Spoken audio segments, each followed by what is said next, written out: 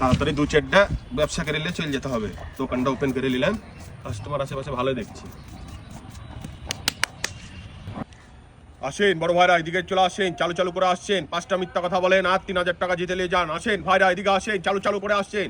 5টা মিথ্যা কথা বললে 3000, 5টা মিথ্যা কথা বললে 3000। ভাই কিসের খেলা এটা? এটা মিথ্যা বলা খেলা ভাইয়া, এটা মিথ্যা বলা। মিথ্যা বললে 3000, মিথ্যা বললে 3000। 5টা মিথ্যা কথা বলবা, 3000 টাকা নিয়ে চলে যাবা। খেলো ভাই, খেলো। আমরা খেলো ভাই।